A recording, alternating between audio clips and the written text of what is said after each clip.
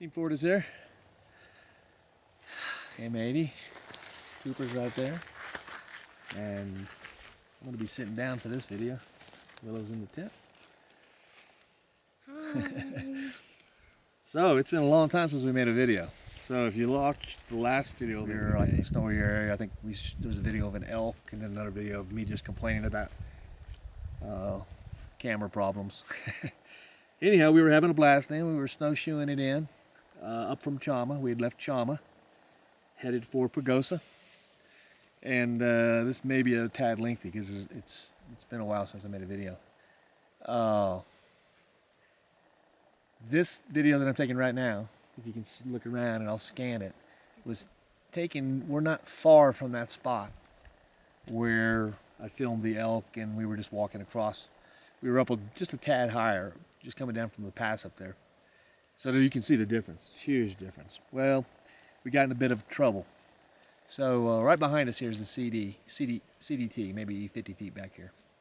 On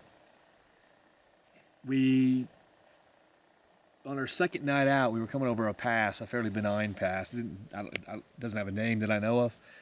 12,300 feet, something like that. Nothing really complicated about it at all. But we got caught in a storm, and a lot of big hail, sleet, hail, snow, and really heavy winds. And we'd been running from it all day, and it was right as we were about at the apex of the pass, right about to go over the pass. So real quick, we had to bail. We had to bail from that pass. We just weren't going to make it over. We could barely stand up in the wind, and even though we had rain gear on, we were getting soaking wet. It was cold. So we started to bail down to lower ground, and we thought we found a place that was fairly protected, and we started to put the tent up. We needed to get the tent up, and long story short, the winds just flattened our tent. We've had to stand in some heavy winds. It just flattened it. It was pretty unnerving at that moment. It could have sustained the winds that we had, but the winds with such a heavy precipitation, you know, with the frozen rain, the sleet, and the hail, just flattened it. So we had to make a really quick decision. So we just packed everything back up, put our snowshoes back on, because we've been snowshoeing since we left Cumbres Pass. Put our snowshoes back on, and I told Trooper, just follow my tracks. We got to move fast, and visibility was really low. We just bailed down, and we went down until we could get into some trees. We did get our tent up. We found a nice little area tucked in behind us, a tree, and we were able to get the tent up. We, of course, using our ice axes as stakes, and as well as our snowshoes. Was able to cram the snowshoes down in there and pack them down and use those as, actually sideways, use those as an anchor for the tent. So we made it through that night. Everything was fine.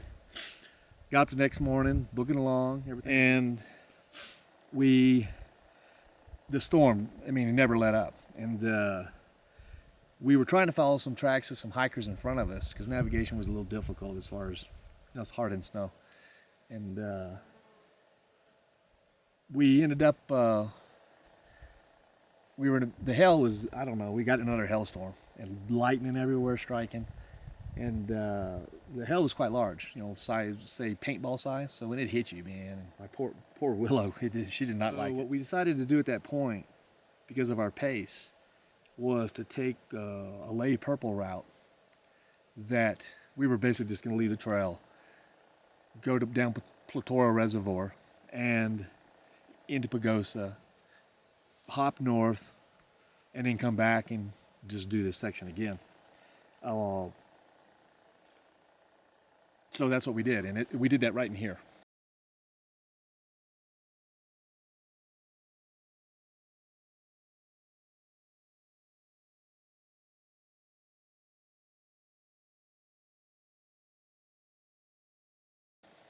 So we basically, if you look down here, we just booked down into there, and there's a body of water that it runs into. This body of water here, I can't think of the name of it right now, but now this doesn't even look, even slightly resemble what we were in. This was just, these little trees here, they were just the tips of them out of the snow. And so we're booking down there, Blue Lake is right over here. So we booked down here, and this body of water is tiny right now, but it was flowing due to all the snow melt and all the storming that had been going on for the previous 3 days. So we get down there, we follow that down as far as we can, and we camp. We were able to find a fairly decent campsite. Next morning we get up, we're booking along, and we're heading down to Pagosa Reservoir, and we don't know that there's anything there. I don't show anything on my GPS. All I showed was there's a reservoir with a dam, and there were these little forest roads around it. I figured we could walk out, and I heard other people had done that. Well, what happened was you get to an area where you have to cross over. You end up on the far side of it, that ridge you see over there, and you're following it down, and you have to come back across because you run into these canyon walls that you can't get through. And we couldn't get across. I got across, but it was extremely risky and difficult. I mean, the water was moving, and it was deep on me. So we decided there's no way we could get Trooper across safely, because if much less Willow, because if you bit it there, if you went in there, the result didn't look very pretty. It wasn't a matter of just getting wet. So we made a decision to not. We'd only hiked maybe a mile from where we camped. When we came down this, we found a campsite 4 or 5 miles that way. We camped. We got up the next morning, hiked a mile when we came to that crossing you were forced to make. And we just, like I said, we couldn't get across. We've never been in a position where we couldn't cross. And so we thought, well, if we'll camp right here, we found actually a pretty decent place to camp. We could dry out our gear. Everything we had was soaking wet. We could dry out our stuff, and the sun actually poked out, gave us a few hours of sun to dry. Everything would freeze overnight. Next morning, the water would drop, and we could find a way across. Well, that was a wrong move, because the next morning, I got up first light, went right down to a spot that I'd been eyeballing. I figured it'd be the best place to cross, and the water had risen a good foot. There were 2 logs. They were small logs. They would have been very difficult to cross. That were submerged about 3/4 of the way. The next day they were under the water. So we made a decision, either turn around, go back to Shama, which we didn't want to do, or just continue down the wrong side of this body of water. It's going to eventually dump into the Conejo River, which dumps into the reservoir. So we stayed on the, I guess would be the east side, and we stayed high up on the ridge, and then eventually came down. Once we could see the reservoir, we came down. So we bypassed Three Forks and all that area, if anybody's familiar with Three Forks. We bypassed that, and we got down. I figured down in the valley there, it was flatter. It would be wider, but it wouldn't be as fast, which it wasn't. So we get there, and I crossed, over the course of these days, I've crossed 9 different times this body of water. Could not find a place that we felt my wife or our dog could get across. So finally, we were forced to cross down. Now we're following the Conejo River, and we can see the reservoir, Latour Reservoir. On the other side, we can see a trail, because there's a really good trail, but we were just bushwhacking it. There was no trail where we were on that side. We could see a trail, and we just wanted to get over there so bad so we could actually hike and make some time. But we're talking steep slopes, solid snow. Wouldn't have been a bad idea to have crampons on. Really slick. Up high on the ridge, and we were just walking that ridge, looking down, keeping our eye. We knew the river was down there, so we kind of had a bearing of where we were. So we finally get to a spot where there's no going any further, because the east side of the reservoir there has a big steep wall. So you either go up and over and come back the backside of the dam, but that didn't look like much fun. So we decided to cross the river. Well, I found 2 places to cross it. I got across. Came back. We finally decided. Patty wanted to go for it. Willow stayed on the east side there of the river, and by my pack. I took my pack off. Patty had her pack on. So I'm walking behind her, and we're 3/4 of the way across. And it's moving. The water is moving. And the first half of it is, just maybe just at your middle of your thigh, but pushing you pretty good. And then it just got deeper and deeper. Of course, the other side was the deep side. And we got over there. The bank was right there. And Patty's feet just came out from underneath her.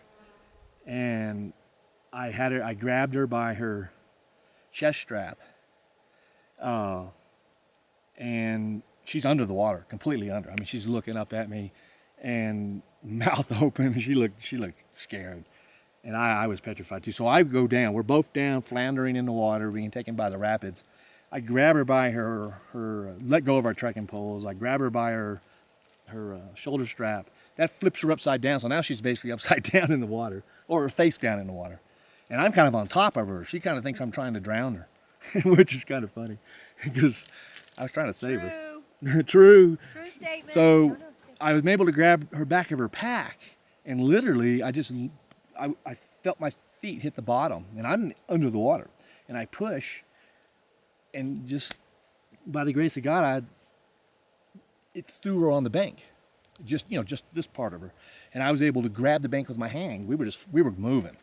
And then she grabbed it and was able to get up there on the top, and I was able to get out, and I'm yelling at her to get stripped down because the water was really cold. This is all snow runoff. And so tell her dry off, get some clothes on. And now, I mean, I'm so relieved that we made it across because it was scary. And now I've got to go back and get Willow. So I don't have any trekking poles. And there's no way I could get across that with something. So I scrambled around looking for some type of a walking stick, and I'm kind of having a talk with the big guy in the sky, like, come on, give me a break here. Well, sure enough, there's a stick laying there, perfect stick, and you needed a sturdy one because the current was moving. So I make my way back across. Willow just behaved fabulous. She just sat there. And this took quite some time. By the time I found a stick, the time we got across, and so I go back across. I kind of give her a pep talk, like, "Hey, girl, I know you love to swim. Now I need you to just go for it hard, and I'm gonna carry you out as far as I can. And when my feet start to go on me, I'm gonna let you go." And she kind of looking at me like she was excited. She was like really wanting to go, and so I pick her up by her harness. And now I got my pack on, her pack hanging off the back of my pack. And we go across, and I make it about halfway. And, the water, pretty deep on me and fast. And that's as far as I could go, holding her. And she's really good at that. She just holds still. She doesn't struggle. She kind of knows the game. And I gave her this shove off like you would a boat or something.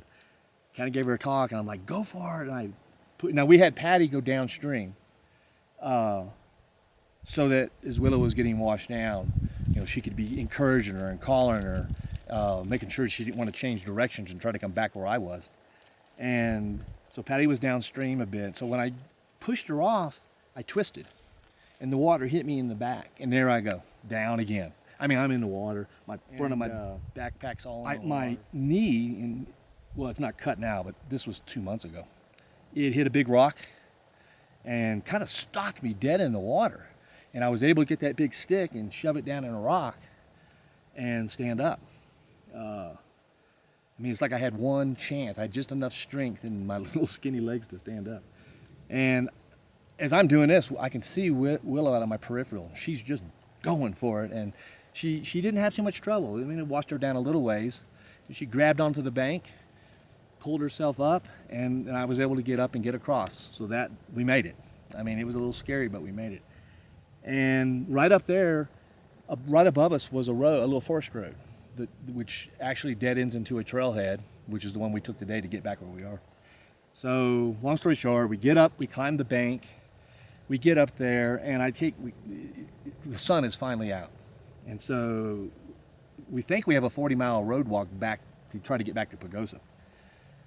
And I sit there and I take my shoes off, and I can tell something's wrong with my feet. And they're not good.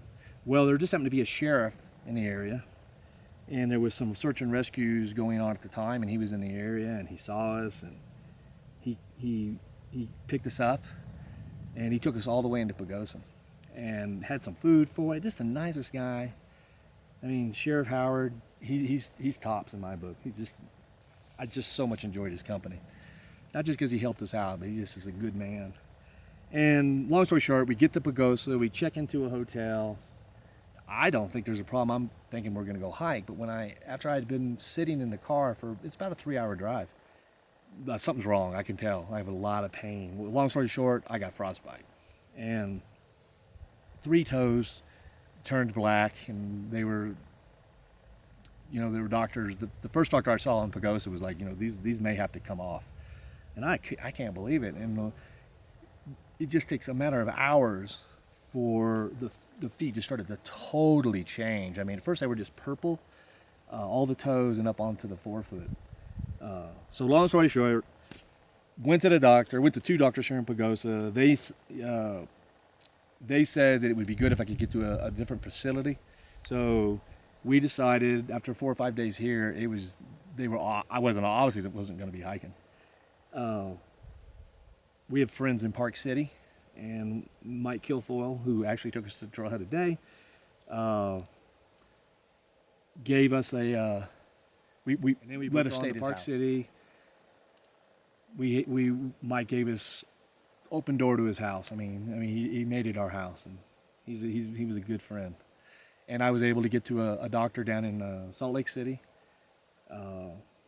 So that was it. I mean, I just had to go through this process, and the frostbite is so slow to heal.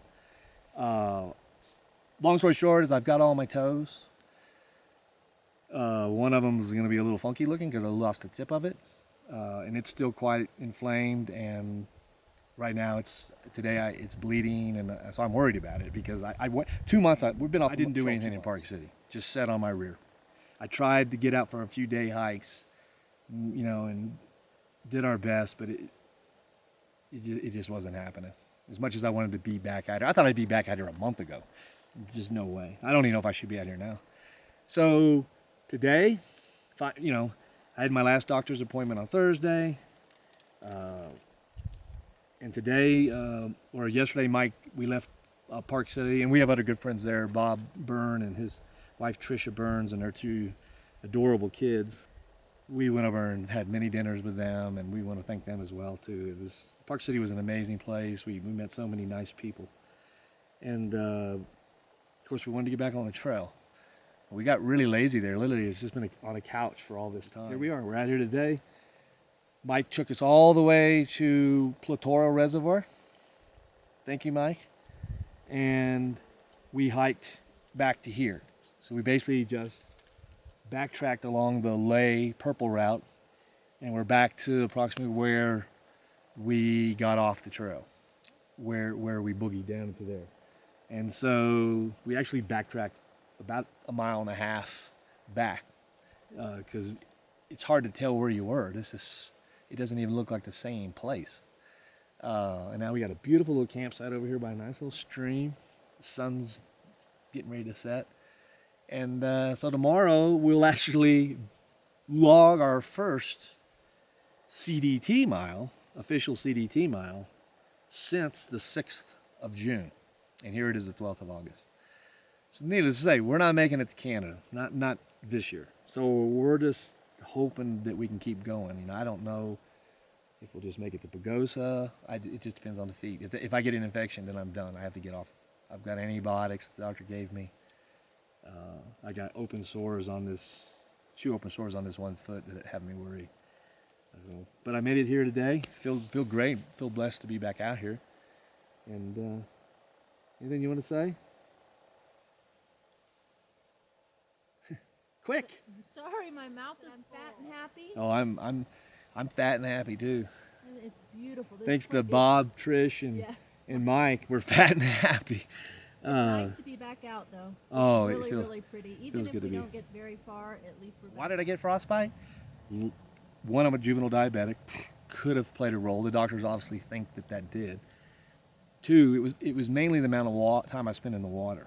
Patty didn't spend any time in the water, nor did Willow. They only crossed once. I was back and forth for 3 days. And it's just a waiting game to see what the toes do. And I think I've been really lucky. I mean, the feet have improved. They got better. All the skin has come off of them. It's like a 2nd-degree burn. Think of big, thick layers of skin just coming off, top and bottoms, total. So it's like I got these baby feet.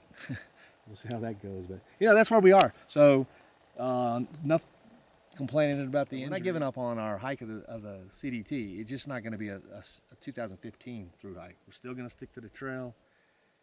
That's why we came all the way back up here like idiots, although it is gorgeous. So that's what we're doing. We're going to continue hiking. We're going to do the best we can. Right now it's absolutely beautiful. So let me just get up here and, did I miss anything? You know me, I just babble. I think you covered it. How many minutes was that? Let me see. Holy cow, okay. That was way too long. So, down in there, I'll just zoom in down there. That's kind of where we went as we headed down toward Platora Reservoir. You can see that little clearing down there. And then it goes down in elevation a pretty good bit, maybe 1,000 feet or so. So yeah, I really went too long on here. But there's Trooper and Willow. Say hello. Hi. Hey Willow, say hello, girl. So Willow. Hi. Willow had absolutely zero trouble in the snow. And it's just beautiful. Fantastic. I'm gonna cut this short. That's kind of comical short, 20-some minutes. I'm gonna have to do some editing on this one. That's just too long. Alrighty guys, so we'll make some more videos as we go. And that's what's happened over the last 2+ months. And again, thank you, Mike. You're a super friend, and Bob and Trish, you guys are the best. And we really enjoyed our time with you. So, you know, sometimes things just work out for a reason. We will talk to y'all later.